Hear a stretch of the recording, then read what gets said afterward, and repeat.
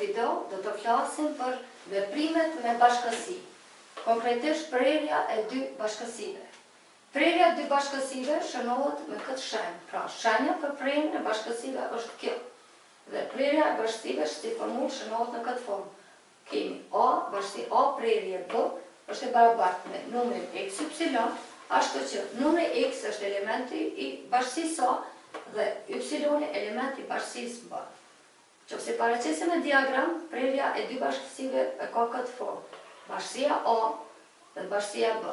Çka do të thotë? Prerja është elementet e përbashkëta të këtyre 2 bashkësive. Nëse është dhënë bashkësia A, që ka elementet 1, 2, 3, 4, 5, bashkësia B ka elementet 2, 3, 5, 7, 9. Të gjendet prerja e tyre. Prerjen e këtyre 2 bashkësive shënon A prerje B, që është barabartë. Si fillim i shënojmë elementet e bashkësisë A, që janë 1, 2, 3, 4, 5, prerje, elementet e bashkësisë B, 2, 3, 5, 7, 9.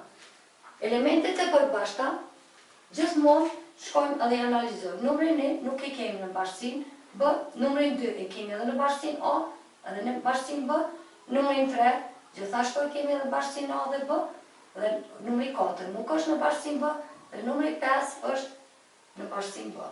Pra elementet e përbashkëta për të këtyre 2 bashkësive na kanë 2, 3 dhe 5.